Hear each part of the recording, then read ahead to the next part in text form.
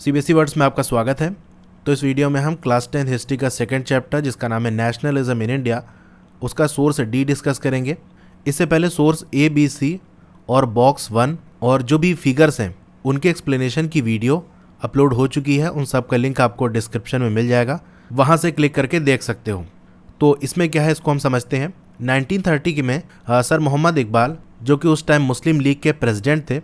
मुस्लिम league क्या, जैसे कांग्रेस थी ना, उसी तरीके से एक और पार्टी थी मुस्लिम लीग, तो उसके ये प्रेसिडेंट थे। Reiterated the importance of separate electorate for the Muslims. Reiterated मतलब दोहराया, यानी पहले भी ये बात कह चुके थे, एक बार फिर से ये दोहरा रहे थे। क्या दोहरा रहे थे? Importance of separate electorate for the Muslim, यानी सेपरेट इलेक्टोरेट मुस्लिम्स के लिए कितना इंपॉर्टेंट है, इसके बारे में एक बार फिर से वो बता रहे थे। पहले भी बात कर चुके थे इसके बारे में, तो ये दोबारा था। अब सेपरेट इलेक्टोरेट क्या होता है, चैप्टर मैंने पढ़ाया था तो आपको ये चीज़ एक्सप्लेन की थी कि अंबेडकर जी भी यही डिमांड उठा रहे थे दलित्स के लिए कि सेपरेट इलेक्टोरेट होना चाहिए। तो जब सेंटर का इलेक्शन होता है, यानी जहाँ से आपके प्रधानमंत्री बनते हैं, तो कैसे बनते हैं? अलग अलग सीट से कैंडिडेट खड़े होते हैं, जो जीतता है वो सांसद बनता है। तो इस तरह से लोकसभा में कितनी सीट्स हैं? 543। तो 543 सीट पे कॉम्पिटिशन्स होते हैं। तो सेपरेट इलेक्टोरेट का मतलब ये कि कुछ सीट ऐसी फिक्स कर दी जाए, लेट सपोज मान लो 50 सीट्स है, इसको इस तरह से फिक्स कर दिया जाए कि यहाँ पर, जैसे मुस्लिम्स की बात हो रही ना, वो इस तरह से हो कि यहाँ पर जो कैंडिडेट इलेक्शन में खड़ा हो सके वो मुस्लिम होना चाहिए, कोई भी नॉन मुस्लिम इन 50 सीटों में इलेक्शन में ना खड़ा हो पाए। दूसरी बात, यहाँ वोटिंग का जो अधिकार है वो सिर्फ मुस्लिम्स को होना चाहिए। इसे कहते हैं सेपरेट इलेक्टोरेट, यानी उन सीट पे सिर्फ मुस्लिम कैंडिडेट खड़ा हो पाएगा और वहाँ वोट सिर्फ मुस्लिम ही दे पाएंगे। उस एरिया में रहने वाले जो नॉन मुस्लिम हैं वो वोट नहीं दे सकते। इसी तरीके से अंबेडकर जी ने भी जो दलित के लिए सेपरेट इलेक्टोरेट की डिमांड उठाई थी, वहाँ भी यही बात थी कि कुछ सीटें ऐसे फिक्स कर दी जाएं जहाँ पर जो कैंडिडेट इलेक्शन में खड़ा हो वो सिर्फ दलित ही हो, उसके अलावा कोई इलेक्शन में उन सीट पर ना खड़ा हो पाए और वोट सिर्फ दलित दे सकें। तो मोहम्मद इकबाल ने एक बार फिर से बताया कि कितना इंपॉर्टेंट है सेपरेट इलेक्टोरेट मुस्लिम्स के लिए as an important safeguard for their minority political interest. क्योंकि मुस्लिम्स क्या है, माइनॉरिटी में है, उनकी पॉपुलेशन कम है, तो उनके जो पॉलिटिकल इंटरेस्ट हैं, जो भी राजनीतिक हित हैं, उनकी रक्षा की जा सके, उसके लिए सेपरेट इलेक्टोरेट ज़रूरी है। क्योंकि अगर ऐसा नहीं होगा तो बहुत ज़्यादा सीटों पर क्या है, जनरली मुस्लिम्स हर जगह पॉपुलेशन में कम है, जितनी भी सीटें हैं, कुछ सीटें हैं जहाँ पर ज़्यादा हैं तो चलो वहाँ इलेक्शन जीत गए, लेकिन बाकी जगह पर उनका इलेक्शन में जीतना और सांसद बनना बहुत मुश्किल है। अगर ऐसा हम फिक्स कर दें कुछ सीट 50, 60, 70, तो ये रहेगा कम से कम इन जगहों पर सिर्फ मुस्लिम के हिसाब से ही कैंडिडेट इलेक्शन जीत पाएंगे। इनका जो स्टेटमेंट था उसको ऐसा माना गया, have to be provided intellectual justification for the Pakistan demand that came up in subsequent years. तो देखो, स्टार्टिंग में उनकी क्या डिमांड थी कि भाई सेपरेट इलेक्टोरेट होना चाहिए, लेकिन आगे चलकर ये डिमांड बदल गई। उन्होंने कहा सेपरेट इलेक्टोरेट नहीं बल्कि अलग देश ही हमको चाहिए, पाकिस्तान बनाना पड़ेगा। तो जो स्टेटमेंट उन्होंने दिए थे, जो अभी हम पढ़ेंगे नीचे पूरा, वो एक तरह से कह सकते हो एक लॉजिकल और एक रीज़न के साथ जस्टिफिकेशन था, यानी कारण था पाकिस्तान बनने का। यानी जो रीज़न, जो जस्टिफिकेशन ये दे रहे थे कि सेपरेट इलेक्टोरेट क्यों होना चाहिए, क्यों ज़रूरी है, वही लॉजिक आगे चलकर इन्होंने पाकिस्तान बनने पे लगाया कि पाकिस्तान बनना क्यों ज़रूरी है। तो अब हम देखते हैं उन्होंने क्या कहा था, क्या इंपॉर्टेंस बताई थी कि सेपरेट इलेक्टोरेट मुस्लिम्स के लिए क्यों इंपॉर्टेंट है। तो ये जो हम पढ़ेंगे नीचे पूरा, ये मोहम्मद इकबाल की ही स्टेटमेंट है। उन्होंने क्या कहा वही सारी चीज़ें हैं। तो ये कह रहे हैं आई हैव नो हेसिटेशन, यानी मुझे कोई भी झिझक नहीं है, हिचकिचाहट नहीं है, in declaring that if the principle that the Indian Muslim is entitled to full and free development on the lines of his own culture and tradition in his own Indian homeland is recognise as the basis of a permanent communal settlement. तो उन्होंने कहा मुझे ज़रा से भी हिचकिचाहट नहीं है इस बात को डिक्लेयर करने में, इस बात को कहने में कि अगर वो प्रिंसिपल्स, यानी वो रूल एंड रेगुलेशंस जिसके वजह से जो इंडियन मुस्लिम हैं उनको पूरी तरह से और आज़ादी के साथ अपने आप को डेवलप कर सके, अपने कल्चर यानी अपनी संस्कृति और अपनी ट्रेडिशन यानी परंपरा के हिसाब से अपनी ही भारत की सरजमी पे उन्हें रिकॉग्नाइज़ किया जाए, यानी वो पूरी तरह से और आज़ादी के साथ अपना डेवलपमेंट अपनी संस्कृति और अपनी परंपरा के हिसाब से कर सके, इस बात को एक्सेप्ट किया जाए। यानी ऐसे रूल एंड रेगुलेशन बनाए जाए जिसकी वजह से ये चीज़ एक्सेप्ट की जाए कि हाँ आप इंडियन मुस्लिम हो, आज़ादी के साथ हो, पूरी तरह से जो भी आपका कल्चर है, जो भी आपका ट्रेडिशन है, उसको फॉलो करते हुए आप यहाँ रह सकते हो, कोई प्रॉब्लम आपको नहीं होगी। As the basis of permanent communal settlement. Communal का मतलब होता है कम्युनिटी बेस्ड, यानी यहाँ पर मुस्लिम्स की बात की जा रही है, कि आपको परमानेंटली यहाँ सेटल हो सकते हो, परमानेंटली हमेशा के लिए भारत में आप रह सकते हो, यही आपकी होमलैंड है, यही आपकी ज़मीन है, और यहाँ पर आप पूरी तरह से आज़ादी के साथ अपने कल्चर और ट्रेडिशन को फॉलो करते हुए डेवलपमेंट अपना कर सकते हो। तो कहा अगर ऐसा हो और ऐसे प्रिंसिपल्स बनाए जाएं, ऐसे रूल एंड रेगुलेशन बने, तब क्या होगा? He will be ready to stake his all for the freedom of India. तब ये जो भारतीय मुस्लिम हैं ये अपना सब कुछ लगा देंगे भारत की आज़ादी के लिए। अब देखो बात कब हो रही है? 1930 में, अभी देश आज़ाद नहीं हुआ। कह रहे हैं अगर ऐसा वादा कर लिया जाए और ये भरोसा दिला दिया जाए कि आप बिल्कुल आज़ाद रहोगे, आपका कल्चर और जिस तरह से आप रहना चाहो आज़ादी से रह सकते हो, तो ये भरोसा जब भारतीय मुस्लिम को हो जाएगा तो वो सब कुछ अपना दांव पे लगा सकते हैं भारत की आज़ादी के लिए। ये कहना था मोहम्मद इकबाल का। अब ये जो प्रिंसिपल है that each group is entitled to free development on its own lines is not inspired by any feeling of narrow communalism. अब देखो नैरो कम्युनलिज्म क्या होता है? कम्युनल वर्ड समझ गए, कम्युनिटी बेस्ड। कम्युनलिज्म का मतलब वो जहाँ पर आदमी अपनी पहचान अपनी कम्युनिटी के हिसाब से करता है कि भाई मैं आपसे पूछूं आप कौन हो, तो आप अपने धर्म या अपना जाति के हिसाब से अपनी पहचान बताओ। अब ज़रूरी नहीं कि आप उतनी इंपॉर्टेंस दो, यानी अगर मैं आपसे पूछूंगा तो ये तो पक्की बात है आप इंडियन हो, तो आप अपनी दूसरी पहचान बताओगे कि भाई मैं इस धर्म को मानने वाला हूँ, इस जाति से बिलोंग करता हूँ। तो ये तो हो गया कम्युनलिज्म। नैरो कम्युनलिज्म क्या है? नैरो का मतलब जैसे कोई पतला सा रास्ता होता है, यानी किसी और चीज़ के लिए स्पेस ना हो उसमें। एग्जाम्पल से आप समझ सकते हो कि अगर मैं आपसे पूछूं कि बताओ आप कौन हो, तो आप अगर ये बता रहे हो कि मैं भारतीय भी हूँ और अपना धर्म बता रहे हो कि मैं हिंदू हूँ या मुस्लिम हूँ या क्रिश्चियन हूँ या अपनी जाति बता रहे हो, तो ठीक है, ये कम्युनलिज्म हो गया। लेकिन नैरो कम्युनलिज्म में ये होता है कि जब मैं आपसे पूछूं आप कौन हो, तो आप ये कहो कि मैं पहले हिंदू हूँ या मैं पहले मुस्लिम हूँ या पहला मेरी पहचान तो ये है कि मैं क्रिश्चियन हूँ, उसके बाद ये है कि मैं भारतीय हूँ। यानी आपने नेशनल आइडेंटिटी को पीछे रख दिया, सबसे पहली पहचान अपनी कम्युनिटी बेस पे बना दी कि मैं पहले इस धर्म का हूँ, इस जाति का हूँ, बाद में भारतीय हूँ। तो इसे कहते हैं नैरो कम्युनलिज्म। तो कहा अगर नैरो कम्युनलिज्म होगा तो कोई भी जो ग्रुप है उसका डेवलपमेंट उसके हिसाब से, उसकी शर्तों के हिसाब से नहीं हो पाएगा। यानी अगर कोई इस तरह से सोचेगा, अपनी कम्युनिटी के बारे में ही सिर्फ सोचेगा, देश को पीछे रखेगा, तो सीधी सी बात है वो ये सोचेगा सारी चीज़ें देश में मेरे धर्म मेरी जाति के हिसाब से चले, तो इस तरह से और लोगों को तो वो आज़ादी नहीं मिल पाएगी। आगे इन्होंने कहा community which is inspired by feeling of ill will towards other community is low and ignoble. यानी वो कम्युनिटी जो दूसरों की तरफ बुरी भावना रखती है, उनके बारे में गलत सोचती है, वो कम्युनिटी कैसी है? लो है, यानी नीच है। एंड इग्नोबल, इग्नोबल का मतलब वो सम्मान के लायक नहीं है, जो इस तरह की सोच रखते हैं, दूसरी कम्युनिटी के बारे में बुरा सोचते हैं। I entertain the highest respect for the customs, laws and religion and social institution of other communities. तो इकबाल क्या कह रहे हैं कि मेरे मन में बहुत ज़्यादा यानी हाई रिस्पेक्ट है किसके बारे में? जो कस्टम्स है यानी जो प्रथा है, जो रिवाज हैं, और जो लॉज हैं यानी नियम कानून है, और जो धर्म है, और जो सोशल इंस्टीट्यूशंस हैं जैसे चर्च हो गया, टेम्पल हो गया, मॉस्क हो गया, ठीक है, दूसरी कम्युनिटीज़ के जो भी कस्टम्स, लॉज, रिलीजन और उनके जो सोशल इंस्टीट्यूशन हैं उनके प्रति मेरी बहुत ज़्यादा रिस्पेक्ट है। ने it is my duty according to the teaching of Quran even to defend their place of worship if need be. ने का मतलब बल्कि, मतलब इतना ही नहीं, एक तो मेरी रिस्पेक्ट है, ये तो बात अलग है, इसके अलावा ये मेरी ड्यूटी है, जैसा कि कुरान की टीचिंग है, कुरान जैसा कहता है कि अगर ज़रूरत पड़े तो दूसरों की वर्शिप की जगह यानी जैसे टेम्पल हो गई, चर्च हो गई, तो उसको बचाने की, उसको डिफेंड करने की ज़रूरत पड़े तो कुरान की टीचिंग है, कुरान ये कहता है कि आपको बचाना पड़ेगा, उस प्लेस ऑफ वर्शिप की रक्षा करनी पड़ेगी। तो कहा ये तो मेरी ड्यूटी है कुरान के according. Yet I love the communal group.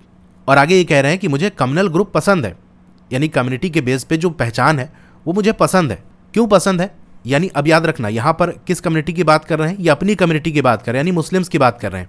यानी ये जो कम्युनल ग्रुप है, यानी मेरी जो कम्युनिटी है मुस्लिम कम्युनिटी, उससे मैं प्यार करता हूँ, which is the source of life and behaviour, जो कि सोर्स है किसका? लाइफ का, यानी जीवन का, और बिहेवियर यानी जो आपका आचरण है उसका। And which has form me what I am by giving me it's religion. और यही जो हमारा कम्युनल ग्रुप है, इसी ने तो मुझे वो चीज़ें दी हैं जिससे मैं बना हूँ, यानी इसी ने मुझे बनाया है। कैसे बनाया है? इसी ने मुझे धर्म दिया है, इसी ने मुझे लिटरेचर दी है। तो अगर मुस्लिम कॉन्टेक्स्ट की बात करें तो कहा यही ग्रुप की वजह से तो मैं मुस्लिम हूँ, क्योंकि मैं कम्युनल ग्रुप को मानता हूँ, और इसके लिटरेचर हो गए, इसमें धार्मिक किताबें आ गई, और जो सोच होती है, इट्स कल्चर, यानी ये सारी बातें किसकी की जा रही है? कम्युनल ग्रुप की बात की जा रही है। कम्युनल ग्रुप में भी इनकी जो कम्युनिटी थी यानी मुस्लिम कम्युनिटी, उसकी बात की जा रही है। किसी मुस्लिम कम्युनिटी ने हमें धर्म दिया है, और लिटरेचर दी है और वो सोच दी है जो मैं सोचता हूँ, वो सोच कहाँ से आई है? इसी कम्युनल ग्रुप से आई है। और जो कल्चर को मैं फॉलो करता हूँ, जो मेरी संस्कृति है, वो भी इसी कम्युनल ग्रुप से मिली है। And thereby its whole past as a living operative factor in my present consciousness. यानी इस समय प्रेजेंट में मेरी जो कॉन्शियसनेस है, मेरी जो समझ है, वो कैसे डेवलप हुई है इन सारी चीज़ों, यानी लिटरेचर हो गया, रिलीजन हो गया, थॉट हो गया, कल्चर हो गया, इनके साथ जो मैंने टाइम गुजारा है, जो अपना बीता हुआ कल जिया है, तो ये सारी चीज़ें क्या थी? As a living operative factor, operate करना, किसी चीज़ को कंट्रोल करना, यानी कोई जिंदा चीज़ की तरह से इन चीज़ों ने मुझे कंट्रोल किया है और कंट्रोल करके मेरी वो समझ डेवलप की है जो आज मेरी है। यानी जितना भी चीज़ें मैं अभी समझता हूँ, जो इन चीज़ों को मानता हूँ, वो कैसे मुझे मिली है कि मैंने जो अपना पास्ट गुजारा है इस कम्युनल ग्रुप के रिलीजन, लिटरेचर, थॉट और कल्चर के साथ, उसी की वजह से ये जो समझ है मेरी डेवलप हो पाई है। अब देखो, इनके जो वर्डिंग्स है ना, वो थोड़ा अजीब तरीके से है, क्योंकि ये पोएट थे और पोएट की भाषा समझना हर किसी के बस की बात नहीं होती। तो थोड़ा सा ध्यान रखोगे तो चीज़ें समझ में आएंगी। Word to word as it is आपको नहीं समझ में आएगी, क्योंकि पोएट यानी पोएम की जो लैंग्वेज होती है वो थोड़ी सी अलग तरीके की होती है। मेन चीज़ ये है कि इसके पीछे का कॉन्सेप्ट क्या है वो समझ में आ जाए। तो बिल्कुल लाइन टू लाइन ट्रांसलेट के चक्कर में मत पड़ना, क्योंकि एग्जैक्ट ट्रांसलेशन तो फिर आपको समझ ही नहीं आएगा कि ये क्या कह रहे हैं। अब आगे ये बात करते हैं, communalism in its higher aspect then is indispensable to the formation of harmonious whole in country like India. Indispensable का मतलब होता है अनिवार्य, जरूरी। तो कम्युनलिज्म के बारे में इनकी दो सोच है। एक सोच वो नैरो वाली, यानी जहां पर किसी कम्युनिटी के लोग सिर्फ अपनी कम्युनिटी के बारे में सोचते हैं, अपनी कम्युनिटी को सबसे पहले सामने रखते हैं। वो तो क्या है, बहुत गलत है इनके हिसाब से, क्योंकि उसकी वजह से क्या होगा, झगड़े होंगे और दूसरी कम्युनिटी को उनका हक नहीं मिलेगा। अब यहाँ पर जिस कम्युनलिज्म की बात कर रहे हैं वो क्या है, इन हायर एस्पेक्ट, यानी उसको और ऊंचे लेवल में हम देखें, उसका एक पॉजिटिव एस्पेक्ट देखें, उसका पॉजिटिव रूप देखें, तो ये क्या होगा, इंडिस्पेंसेबल, यानी ये ज़रूरी है formation of harmonious whole in country like India. Bharat जैसे देश, यहाँ पर हार्मोनियस यानी एकता के साथ रहने के लिए ये हायर एस्पेक्ट वाला कम्युनलिज्म ज़रूरी है। नैरो वाला नुकसान पहुँचाएगा, कम्युनिटी को तोड़ेगा। हायर एस्पेक्ट वाला कम्युनलिज्म लोगों में हार्मनी पैदा करेगा, एकता पैदा करेगा। ठीक है, तो समझ गए कम्युनलिज्म को इसमें क्या कहा गया है, बुरा नहीं कहा गया है, बल्कि दो तरीके से डिफाइन उन्होंने किया है, एक अच्छा वाला, एक बुरा वाला। नैरो वाला बुरा है और हायर एस्पेक्ट वाला कम्युनलिज्म अच्छा है। The unit of Indian society are not territorial as European countries. अब अगर यूरोपियन कंट्रीज़ की हम बात करें तो जनरली उनमें इस तरीके का बंटवारा हमको देखने को नहीं मिलता जैसे कि हमारी सोसाइटी के अंदर है। यानी वहाँ पर मोस्टली सब क्रिश्चियन ही है, तो वहाँ पर जो बंटवारा है वो कल्चर की बेसिस पे है कि भाई जैसे इटली का आपने पढ़ा होगा फर्स्ट चैप्टर में कि अलग अलग इलाके उसके बटे हुए थे और एक ही जैसे उनका कल्चर था। उन्होंने कहा कि भाई हम एक देश बनाना चाहते हैं, तो वो जुड़ कर एक देश बन गया। जर्मनी की भी इसी तरह कहानी थी। तो कहा इंडिया का ऐसा नहीं था, यहाँ पर हर जगह, हर धर्म के, हर जाति के, हर तरीके के लोग आपको मिल जाएंगे। तो ऐसे आप सिंपल बंटवारा नहीं कर सकते, वरना तो हर गली मोहल्ला बंटता रहेगा। यहाँ तो एक घर हिंदू का है, उसके बगल में एक मुस्लिम का है, क्रिश्चियन का है, एक सिख का है, इस तरह से होता है। तो यहाँ पर इस तरह से हम डिवाइड नहीं कर सकते जैसा कि यूरोप के कंट्रीज डिवाइडेड हैं। तो यूरोपियन कंट्रीज का जो प्रिंसिपल है, वहाँ की डेमोक्रेसी में जो रूल एंड रेगुलेशन है, वो इंडिया में अप्लाई नहीं हो सकते without recognising the fact of communal group. यानी कम्युनल ग्रुप को हमको ध्यान में रखना पड़ेगा। हम खत्म नहीं कर सकते कि भाई अपनी धर्म जाति सब छोड़ दो और एक भारतीय बन के रहो, तो ऐसा हम नहीं कर सकते। हर कोई अपना धर्म, अपनी जाति, अपनी संस्कृति को फॉलो करता रहे, साथ ही में देश के साथ मिलकर चले, हर किसी को एक भारतीय की तरह से जुड़ कर चले। तो यूरोप वाली डेमोक्रेसी यहाँ अप्लाई नहीं हो सकती। अब आगे ये क्या कह रहे हैं, the Muslim demand for the creation of Muslim India with in India is therefore perfectly justify. तो ये जो मुस्लिम्स की डिमांड है कि एक मुस्लिम इंडिया बनाया जाए, यानी भारत के अंदर एक ऐसा भारत बनाया जाए जो मुसलमानों का भारत हो, तो उसे हम परफेक्टली जस्टिफाई कर सकते हैं। यानी ये सारी बातें जो ऊपर की, उसकी बेसिस पे ये कह रहे हैं कि हम ये कह सकते हैं कि हमारी जो डिमांड है सेपरेट इलेक्टोरेट की, वो सही है, उसमें कुछ गलत नहीं है। और बाद में ये डिमांड आगे बढ़कर क्या बन गई, कम्युनल इलेक्टोरेट से और आगे बढ़ गई, बल्कि कहा कि हम देश ही अलग कर लेंगे, बंटवारा कर लेंगे। The Hindu thinks that separate electorates are contrary to the spirit of true nationalism. तो इनका कहना यह है कि हिंदू ये सोचते हैं कि जो सेपरेट इलेक्टोरेट है वो कॉन्ट्ररी है, यानी खिलाफ है, अपोजिट है, जो आत्मा है सच्चे राष्ट्रवाद की। यानी ये कैसा राष्ट्रवाद है, एक तो आप देश की बात कर रहे हो, ऊपर से एक मुस्लिम के लिए अलग इलेक्टोरेट बना रहे हो, भारत के अंदर एक मुस्लिम इंडिया बना रहे हो। तो ये कह रहे हैं कि हिंदू तो ये सोचते हैं कि सेपरेट इलेक्टोरेट और जो सच्चा राष्ट्रवाद है वो एक दूसरे के अपोजिट है। यानी या तो आप सच्चे राष्ट्रवादी होगे या तो आप सेपरेट इलेक्टोरेट की डिमांड उठा रहे हो। अगर राष्ट्रवादी हो तो देश के बारे में सोचो ना, अपनी कम्युनिटी और मुस्लिम कम्युनिटी के बारे में क्यों सोच रहे हो। तो हिंदू ऐसा इसलिए सोचते हैं because he understand the word nation to be mean a kind of universal amalgamation in which no communal entity ought to retain its private individuality. तो हिंदूज का ये सोचना कि जो सच्चा राष्ट्रवाद है वो सेपरेट इलेक्टोरेट के खिलाफ है, वो इसलिए मानते हैं क्योंकि हिंदू नेशन के बारे में समझते हैं कि ये क्या है, यूनिवर्सल एमैलगमेशन। एमैलगमेशन का मतलब होता है कंबाइन करना, मिलाना। यानी नेशन का मतलब ये है कि सारी कम्युनिटी इस तरह से मिल जाए कि कोई भी कम्युनल एंटिटी यानी कोई भी कम्युनल ग्रुप, चाहे वो धर्म के बेसिस पे बना हो या जाति के बेसिस बना हो, तो इस तरह से जुड़ जाए कि अपनी जो प्राइवेट पहचान है वो बाकी ना रहे। यानी सिर्फ एक पहचान हो जाए कि सबसे पहले हम भारतीय हैं, उसी को हम पब्लिक में रखेंगे, बाकी अपना साइड में अपने घर में अपनी जो धार्मिक और जाति वाली पहचान है उसको रख सकते हैं, लेकिन इन जनरल जो शो किया जाएगा वो भारत की पहचान है। तो नेशन का मतलब हिंदू ये सोचते हैं। तो अगर आपसे ये पैराग्राफ दे के पूछ ले कि नेशन का मतलब एज पर हिंदूज क्या है, जैसा कि इकबाल ने कहा था, तो आप यही लिख दोगे कि नेशन का मतलब काइंड ऑफ यूनिवर्सल एमैलगमेशन से ही पूरा लेके प्राइवेट इंडिविजुअलिटी तक हो जाएगा। Such a state of thing however does not exist. यानी अभी ऐसे हालात नहीं है, अभी सिर्फ सोच रहे हैं लोग और इसके खिलाफ ऐसा कोई एक्शन नहीं है। India is a land of racial and religious variety. यानी यहाँ पर अलग अलग रेस यानी अलग अलग नस्ल के और अलग अलग धर्म के मानने वाले लोग रहते हैं। तो अभी ऐसे हालात नहीं हैं, अभी तो हम मिलजुल कर रह ही रहे हैं। लेकिन अगर आगे प्रॉब्लम हो गई तो उसके लिए डिमांड उठा रहे थे कि सेपरेट इलेक्टोरेट होना चाहिए। एडेड टू दिस, अब इसमें एक बात और जोड़ लीजिए, the general economic inferiority of Muslim. General economic inferiority यानी इकोनॉमी के हिसाब से आर्थिक रूप से जो मुस्लिम्स हैं वो इन जनरल कमज़ोर हैं, यानी ज़्यादातर जो मुस्लिम्स हैं वो गरीब हैं। देयर इकोनॉमिक डेट यानी इनका जो कर्ज है खासतौर से पंजाब में, and there insufficient minorities in some of the provinces. तो एक तो क्या है, मुस्लिम आर्थिक रूप से कमज़ोर हैं, ज़्यादातर गरीब हैं, उनके ऊपर कर्ज हैं, खासतौर से पंजाब के अंदर बहुत ज़्यादा कर्ज है उनके ऊपर, और बहुत सारे प्रोविंसेस में, जैसे आज स्टेट है ना, तो पहले प्रोविंस हुआ करता था, तो स्टेट समझ सकते हो, बहुत सारे स्टेट में उनकी जो मेजॉरिटी है वो बहुत कम है, यानी बहुत कम पॉपुलेशन है मुस्लिम्स की अभी एट प्रेजेंट। यानी 1930 के बारे में बात कर रहे हैं कि उस समय ये सिचुएशन है। And you will begin to see clearly the meaning of our anxiety to retain separate electorates. यानी मुस्लिम ज़्यादातर गरीब हैं, उनके ऊपर कर्ज है और उनकी पॉपुलेशन बहुत सारी जगहों पे कम है। पॉपुलेशन कम है यानी अपने हिसाब से वो सरकार नहीं बना सकते। तो अभी ये सारी हालात हैं। आगे चलकर आप देखोगे साफ साफ आपको समझ में आएगा कि हमारी जो एंग्जाइटी है, हमारी जो चिंता है, हमारी जो परेशानी है सेपरेट इलेक्टोरेट को लेके, वो क्या है, उसका रीज़न आपको एग्जैक्ट समझ में आने लगेगा। तो ये सारी चीज़ें थी, इन्होंने थोड़ा पोएटिक वे में से कहा है, इसीलिए थोड़ा सा समझना आमतौर से मुश्किल होता है, बट आई थिंक आपको समझ में आ गया होगा। तो आपको वीडियो कैसी लगी कमेंट करके ज़रूर बताइए। अच्छी लगी हो तो लाइक करिए, और अगर आप चैनल पर नए हैं तो सब्सक्राइब ज़रूर करिए। उसके बगल में एक बेल का आइकन होगा, उसको दबा के ऑल पे क्लिक कर देंगे तो जब भी नई वीडियो आएगी आपको मैसेज आ जाएगा। Okay, thank you.